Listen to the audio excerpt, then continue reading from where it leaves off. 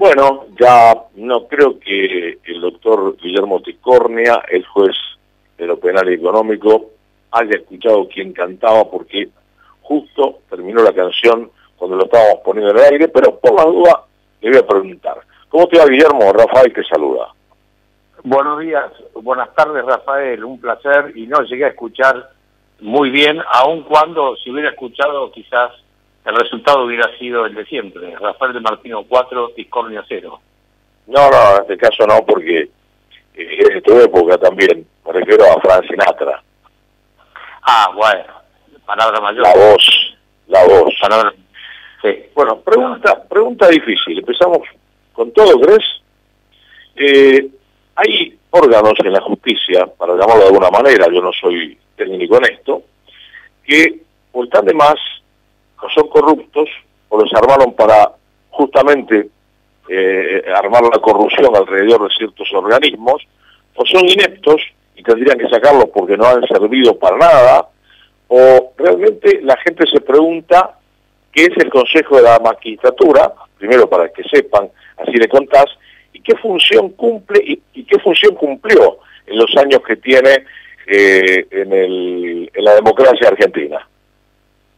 Bueno, básicamente el Consejo de la Magistratura es una herramienta institucional importada desde los sistemas parlamentarios, o sea, funciona muy bien en los sistemas parlamentarios, no precisamente los sistemas presidencialistas, eso por un lado. A partir de lo que yo considero respetuosamente el nefasto Pacto de Olivos, que precedió a la reforma constitucional operada en 1994, que se introdujeron estas herramientas institucionales.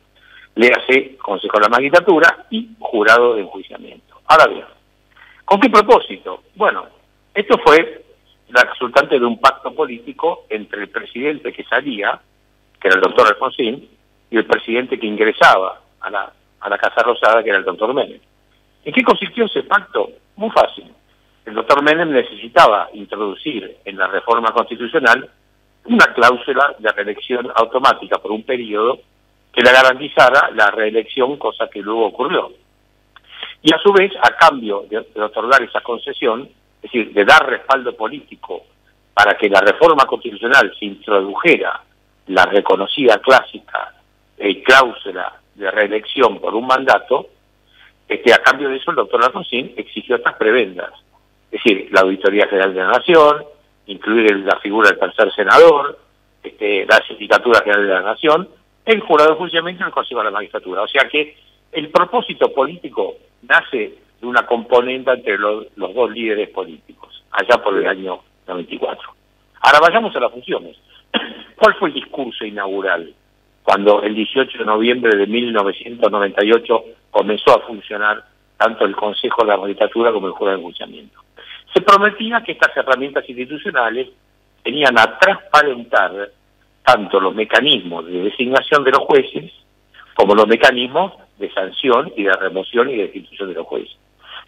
Se prometía un mayor criterio profesional a la hora de elegir a los candidatos, y con esto se introdujo, a través de un discurso eficientista y modernizante, el hecho de que debía concursarse, debían ser, es decir, los aspirantes a ejercer la magistratura o ascender en cargos en la magistratura, a cargos en las instancias superiores, deberían someterse a un examen, a un concurso.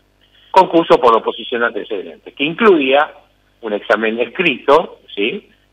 Corregido por un jurado, y luego se sumaban los antecedentes del candidato, es decir, cuáles eran sus antecedentes curriculares, y transcurrido un proceso muy burocrático, muy errático, el Consejo lo que hacía era confeccionar una terna de los tres mejores, o los mejores tres clasificados, y esa terna era elevada a consideración del Poder Ejecutivo para que el presidente te corto eleccione una pregunta. Y ese uno era sometido al acuerdo del Senado. Ahora te corto con una pregunta, Guille. Sí. Una pregunta te hago. Vos en ese año 98, ya eras juez. A mí me designaron en el 94 bajo el sistema tradicional, previo al Consejo de la Magistratura. Yo fui designado el 2 de marzo de 1900, juré el 2 de marzo del año 94 y el decreto que firmó el entonces presidente Menem, creo que remitía, si no me equivoco, al 20 de febrero de aquel año 94, una cosa así. Entonces, yo jugué bajo el sistema tradicional, esto es, el Poder Ejecutivo propone y el Congreso otorga o no el acuerdo senatorial para acceder a la magistratura, tal como sucede actualmente con los embajadores, ¿no?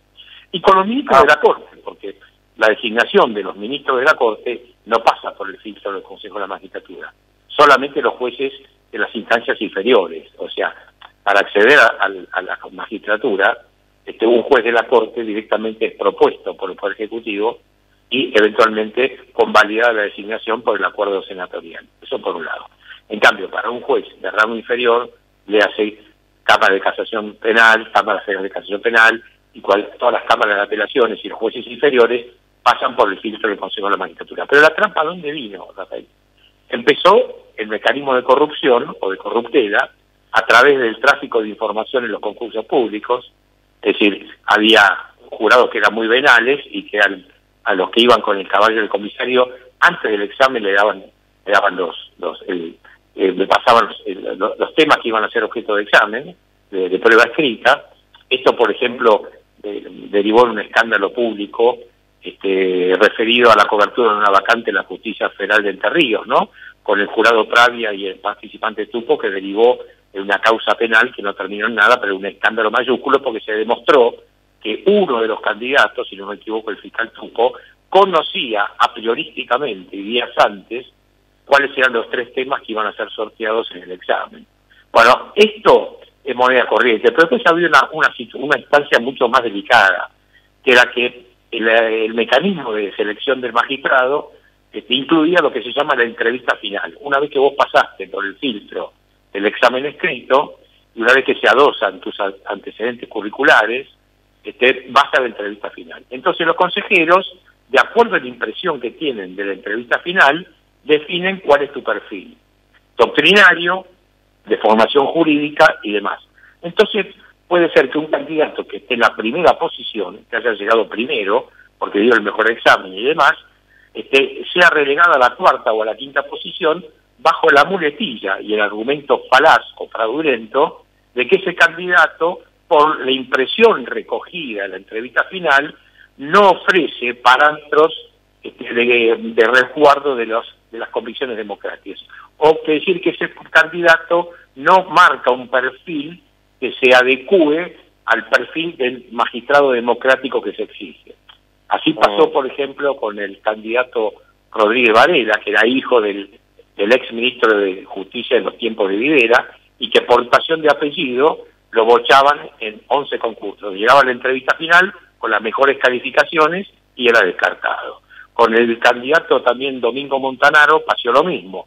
Se presentó en tantísimos concursos con altísimas calificaciones y sistemáticamente era discriminado al momento de la entrevista final. Y no quiero aburrir con información... Te corto un minuto, Guillermo. Estas personas que entrevistan en forma final y son, al final, valga la redundancia, los que deciden, ¿quiénes los nombra? ¿De dónde aparecen? Bueno, son los consejeros del Consejo de la Magistratura que integran la comisión de selección. El Consejo de la Magistratura tiene varias comisiones. La Comisión de Administración, que ejerce funciones administrativas y burocráticas, que se vinculan con el funcionamiento orgánico del Consejo de la Magistratura. La Comisión de Selección, precisamente respondo a tu pregunta, los consejeros que integran la Comisión de Selección de Magistrados son los que entrevistan y toman la entrevista final. ¿Sí? Y ahí viene la trastienda y la componenda. Es decir, yo te voto a pero vos me aprobás al otro. Y si a vos te interesa que yo a lo baje, a cambio, en la que viene vos me subís al candidato que me interesa a mí. O sea, evidentemente se prostituye los mecanismos de designación porque la corporación política termina por bastardear todo. Y eso se demuestra. Como siempre. Por eso el profesor Alberto Bianchi, el doctor Alberto Bianchi, profesor de Derecho Constitucional, con motivo de un seminario que hubo en el mes de agosto del año pasado, 2020, en forma virtual por Zoom en la UCA, dio una definición fantástica, ¿no? Dijo, el Consejo de la Magistratura es el botín de la política y el caballo de Troya de la justicia. Y con esto resumo todo lo que te acabo de explicar. O sea, evidentemente, en 20 años, el Consejo de la Magistratura tuvo una sola utilidad. Primero, para montar negociaciones políticas fraudulentas para negociar la estabilidad de ciertos jueces. Segundo, para manipular de forma grosera los mecanismos de selección a partir del tráfico de información en muchos concursos públicos, sobre todo en aquellos fueros considerados estratégicos para el poder político, ¿sí? No tanto en los fueros ordinarios, porque al poder político no le interesa mucho la designación de un juez del trabajo, o de un juez del fuero de familia, o un juez del fuero criminal ordinario. Ponen más el foco en los fueros federales, que son más estratégicos. Pero el Consejo... el doctor Bianchi dio una definición estupenda. El botín de la política y el caballo de Troya de la justicia. Y te digo más, un magistrado colega ya fallecido sugirió, en términos de profilaxis institucional, una metodología de saneamiento para el Consejo de la Magistratura, ¿sí? Derratizarlo o someterlo a fumigación. Y yo creo que ese magistrado ya fallecido, y voy a resguardar su identidad porque falleció, fue muy generoso al describir el tipo de metodología que sugirió. Fue muy generoso, Rafael. Pregunto lo siguiente, el Consejo de la Magistratura es también entonces el que inicia el juicio político a los jueces. A través de la comisión de acusación, ¿correcto, Rafael?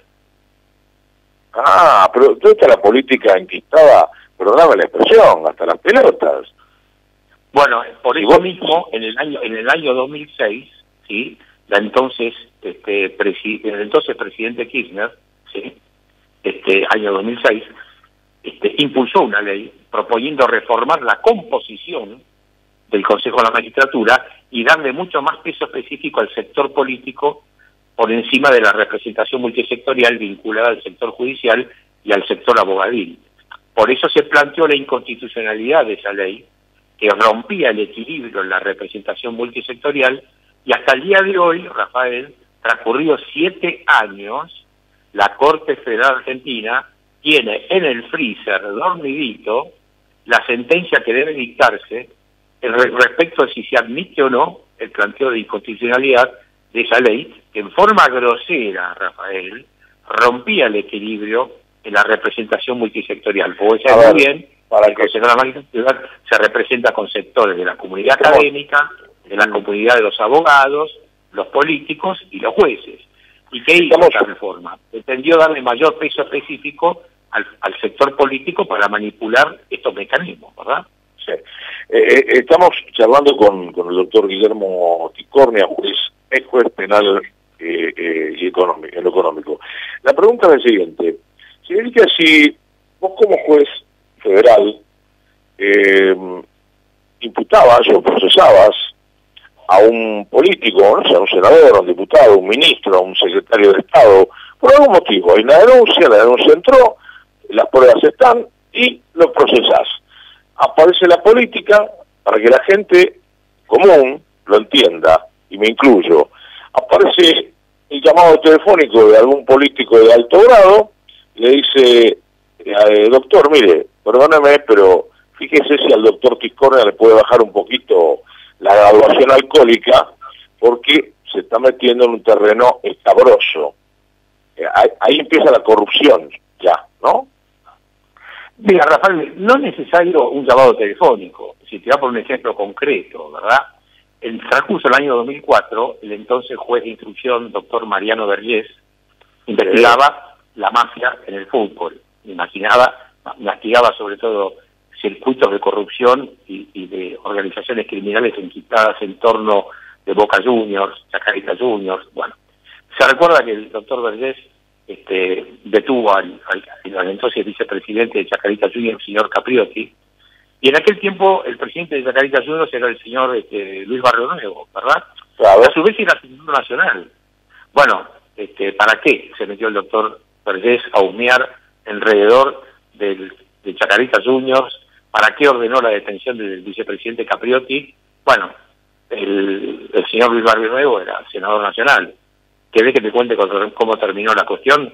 El doctor Vergés tuvo que renunciar, empujado a la renuncia, porque la negociación política se activó rápidamente y el Consejo de la Magistratura estaba por llevárselo puesto, así como te lo digo, en castellano criollo. El doctor Vergés, ante el temor de perder la obra social del Poder Judicial, ante el temor de verse sometido a un escarnio público, no tuvo más remedio que renunciar. El doctor Vergés sacó varias publicaciones y varios libros donde describe esta situación, por las investigaciones que él hizo en torno a la mafia del fútbol, que incluía también a la Asociación del Fútbol Argentino, ¿verdad? Sí, me acuerdo. Sí. Ahí vos podés leer las publicaciones del doctor Vergés y vas a ver que son elocuentes. Y el doctor Vergés no se equivocó, porque si vos proyectás esto a nivel mundial, vas a ver que en Estados Unidos la fiscal, si no me equivoco, Loretta Lynch, me parece que era Loretta Lynch, en el transcurso del año 2015, si no me equivoco, o 2016, se llevó puestos en Suiza a todos los popes de la FIFA. Y el señor Grondona no terminó en prisión porque había fallecido unos meses antes. Pero la investigación de la fiscal de Nueva Jersey, Loretta Lynch, demostró que estos popes de la FIFA inyectaban todo el dinero de la corrupción del fútbol en el sistema financiero estadounidense. Entonces ahí tomó intervención la justicia estadounidense porque la competencia se determina por el uso fraudulento del sistema financiero estadounidense, donde varios popes torpemente inyectaron sus pingües de ganancias. Y ahí se demostró, y hubo arrepentidos, el señor Bursaco se arrepintió el circuito de corrupción, con lo cual el juez Vergés no se equivocó para nada. Entonces, te respondo a tu pregunta, ¿Qué pasa si un juez es con un político? Bueno, el doctor Vergés es la respuesta a tu pregunta.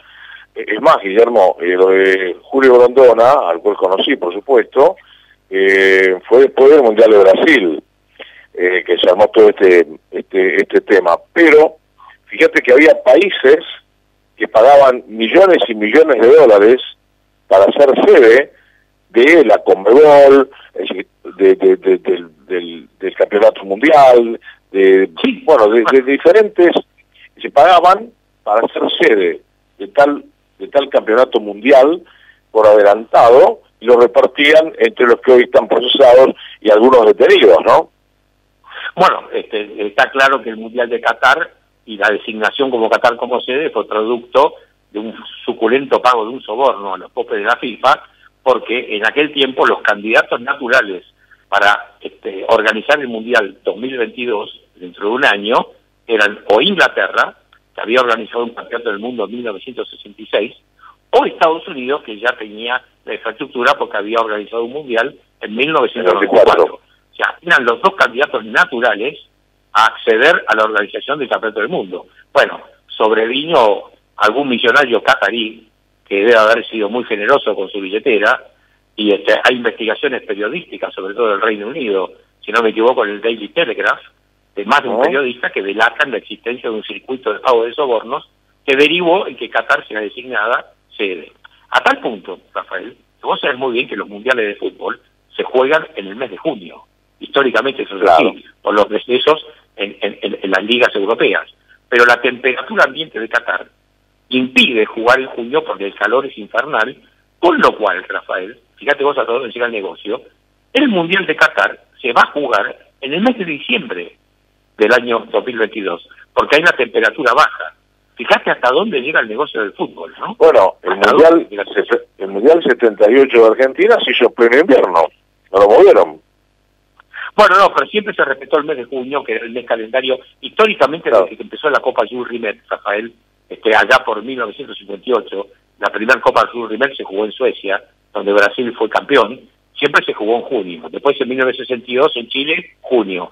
1966 Londres, Inglaterra, junio. 1970 México, junio. 1974 Alemania, junio. 78 Argentina, junio. 82 España, junio. 86 México, junio. 90 Italia, junio. 94 Estados Unidos, junio. 98 Francia, junio. 2002 Corea, Japón, junio. 2006 Alemania, junio. 2010 Sudáfrica, junio. 2014 Brasil, junio. 2018 Rusia, junio. Siempre se respetó junio. Ahora no, ahora es en diciembre. Porque no se puede jugar en Qatar en junio porque tenés 50 grados de sensación térmica de promedio, hace inviable jugar al fútbol, ¿no? Sobre todo que vos tenés que compatibilizar la franja horaria con el negocio de la televisación, ¿entendés? antes de irnos y de despedirnos, que esté o que no esté el Consejo de la Magistratura hoy día, ¿es lo mismo? ¿Cómo? A ver, Rafael, la pregunta Que el Consejo de la Magistratura hoy esté o no esté, ¿es lo mismo? Mira, que yo creo que es una catástrofe, es una calamidad institucional. Yo creo que el Consejo de la Magistratura, igual que el Jurado de Enjuiciamiento, son esperpentos institucionales, y vos tenés una medición. Es decir, esto no es una opinión, te lo respaldo en un dato objetivo. Si vos ves y lees los informes de admisibilidad de la Comisión Americana de Derechos Humanos, el número 56 del año 2016, referido al ex juez federal de Mendoza, doctor Leiva, si ves el informe de admisibilidad número 104 del año 2017, referido a la jueza del trabajo, doctora Mirta Torres Nieto, y acá no me gusta la autorreferencia, pero es obligada. Si vos lees el informe de admisibilidad 3418, que me tuvo a mí, o me tiene como protagonista, vas a ver que al Consejo de la Magistratura hay que fumigarlo, Rafael. Hay que como diría más de un colega, habría que someterlo a desratización. La última pregunta técnica. ¿Por qué esto funciona mejor en un sistema parlamentario, como puede ser el inglés, y no funciona en el presidencial? Dije eso y me quedé pensando. Bueno, básicamente, en primer lugar, porque en un sistema parlamentario hay mucha más capacidad de control y menos capacidad de injerencia de un poder político monolítico, de un sistema presidencialista. O sea, no hay un presidente fuerte que se pueda meter y desarrollar su capacidad de lobby. Y por otra parte, Rafael, además, en otras latitudes, en otros sistemas democráticos, tenés otras culturas, donde no hay tanta vocación de interferir sobre el poder judicial. Hay mucho más respeto. Hay países que tienen una institucionalidad mucho más sólida y más fuerte. ¿Entendés? Es decir, esto tiene su explicación. Argentina, en los últimos 200 años, el sistema democrático se ha habido interrumpido de forma sistemática por asonadas militares y por golpes militares. Por ejemplo, Uruguay tiene mayor tradición en continuidad democrática. O sea, Uruguay tuvo un solo golpe de Estado en 200 años, con lo cual la ciudadanía uruguaya respira mucho más institucionalidad y los dirigentes políticos son más respetuosos de las instituciones. Yo no me imagino ni al doctor Sanguinetti, ni al doctor Lacalle Herrera, ni al doctor Tabaré Vázquez, ni al fallecido doctor Valle, también falleció el doctor Tabaré Vázquez hace poco, no me imagino a ningún presidente uruguayo yendo a patotear a ningún juez. No me imagino a ningún presidente uruguayo influyendo sobre los mecanismos de control de los jueces. Digamos, no se me ocurre pensar que ningún presidente uruguayo va a levantar el teléfono para amedrentar a un juez. ¿Puedo decir entonces, Guillermo, puedo decir entonces que dentro del Consejo de la Magistratura, yendo al ejemplo del fútbol, hay barras bravas? A ver, Rafael, repetí, se te fue la voz. Sí. Que, yendo al ejemplo del fútbol, puedo decir que dentro del Consejo de la Magistratura hay barras bravas. Bueno, hay de todo. Es decir, lo que hay ahí son negociaciones políticas. Es decir, Rafael, vos sos consejero por los abogados y suponete que yo soy consejero por el sector judicial. Entonces a Rafael de Martino le interesa empujar la designación de un juez, de un amigo de él que es secretario de un juzgado y que compitió y que va a dar un examen y que dio un examen aceptable para ascender. Entonces Rafael de Martino le pide al consejero Tiscornia que apoye la designación de ese candidato tuyo, y yo te digo, bueno, Rafael, yo te banco, yo te voto a este tipo para designarlo, y en la próxima, Rafael, vos me apoyás a mí para destituir a este otro juez que está molestando a tal senador o a tal diputado, o que está sacando un ministro de Economía, o que está juzgando un ministro de Economía. Entonces vos negociamos, Rafael, yo te apoyo acá, en el toma y daca, yo te banco para designar a este, y vos me apoyás para destituir al otro. Punto. Es un mercado persa, Rafael, es eso, no es otra cosa. Guille, un abrazo enorme, nos reencontramos en cualquier momento, ¿vale? Un placer, Rafael, y muchas gracias por el contacto. Por favor. Fue el doctor Guillermo Tiscornia, ex juez federal en lo penal. Y ahora me quiero saludar